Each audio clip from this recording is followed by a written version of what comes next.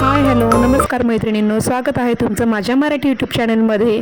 तर आज जो सण आहे गुढीपाडवा, त्यानिमित्ताने घरातला जो ब्लॉग आहे मी तुमच्यापुढे शेअर करणार आहे। आणि गुढीपाडवा हा जो सण आहे तो का साजरा केला जातो त्याचे थोडक्यात थोडंसं महत्त्वसुद्धा मी तुम्हाला या ब्लॉगमध्ये सांगणार आहे, त्यामुळे व्हिडिओ शेवटपर्यंत नक्की पहा।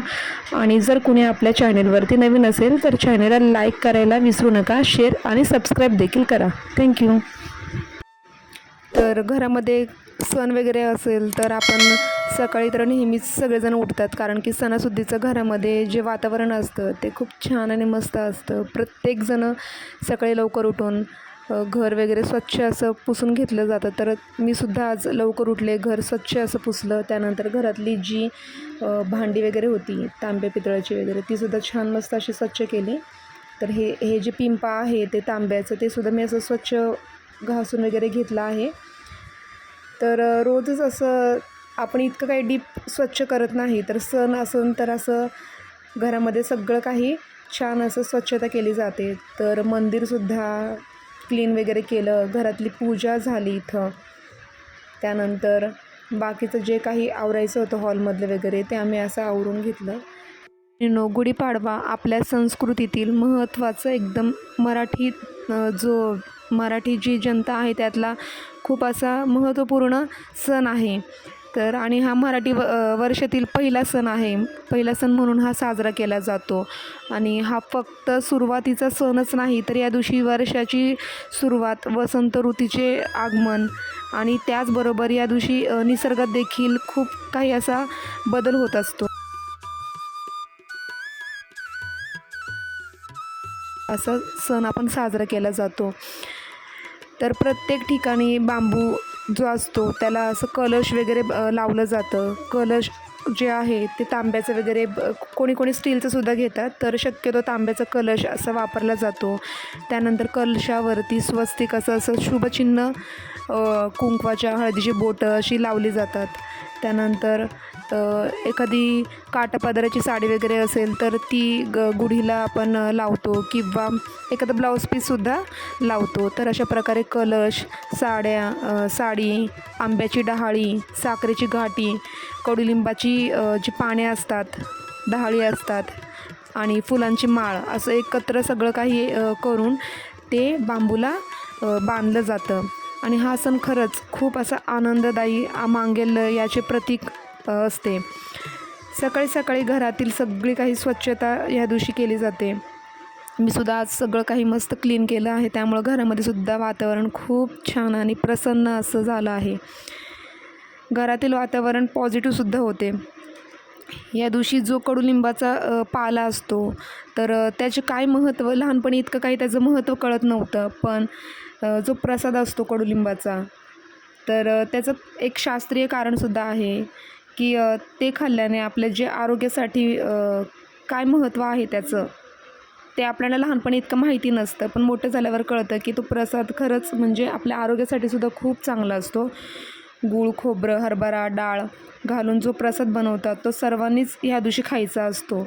लहानपणी ह्या सगळ्या गोष्टी इतक्या काही आवडीने आपण खात नव्हतो, पण मोठं झाल्यावरती ह्या सगळ्यांचा अर्थ कळला की सगळं काही समजून जातं।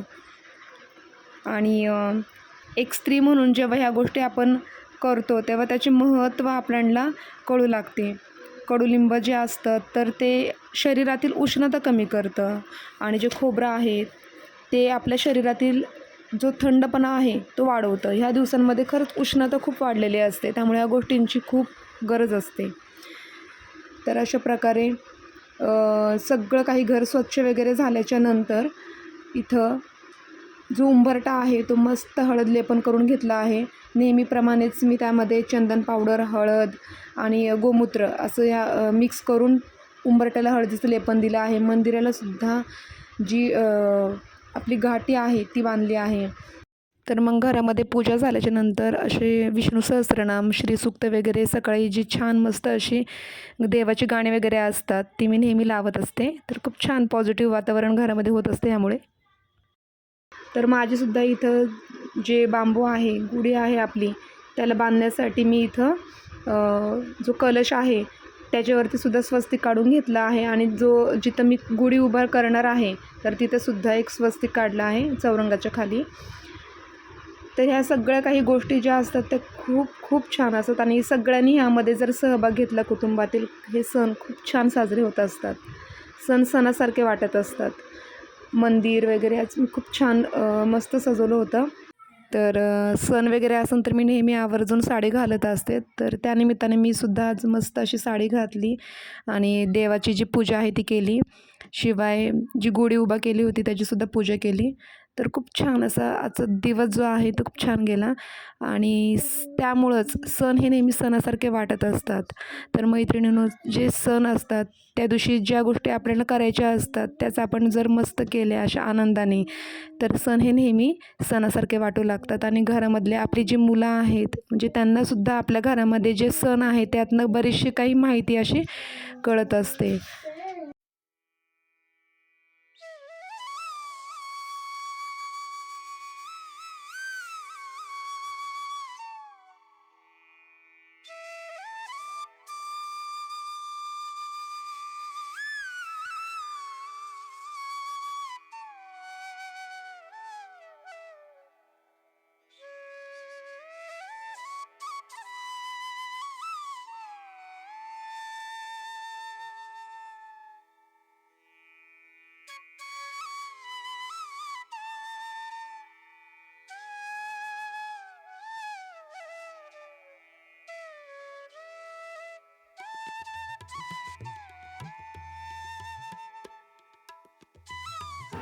त्यानंतर इथं मी गुढीसाठी जो आपल्याला प्रसाद म्हणजेच नैवेद्य दाखवायचा असतो, तर त्यासाठी इथं तयारी करते. तर त्यासाठी मी कांदा वगैरे असा फ्राय करून घेतला, खोबरं थोडंसं आणि टॅमॅटो.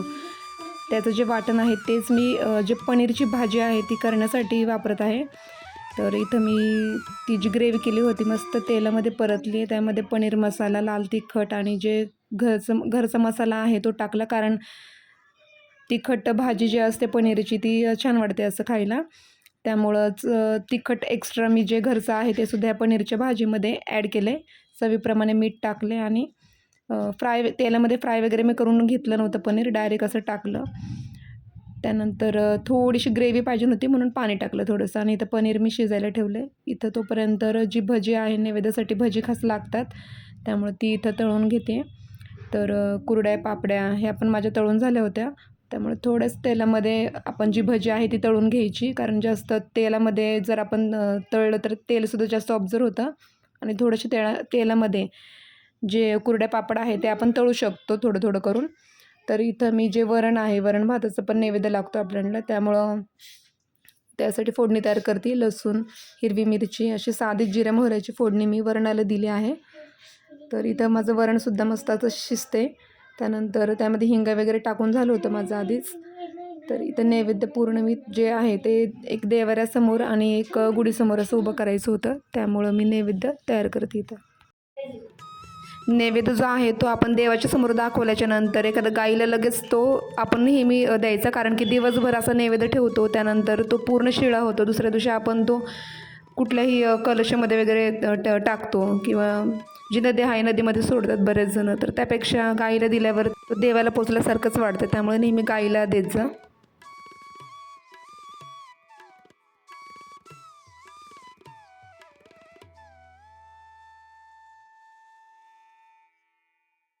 तर मग मैत्रिणींनो, हा व्हिडिओ कसा वाटला? आवडल्या चॅनलला लाईक, शेअर आणि सबस्क्राईब करायला विसरू नका. भेटूया नवीन ब्लॉगमध्ये.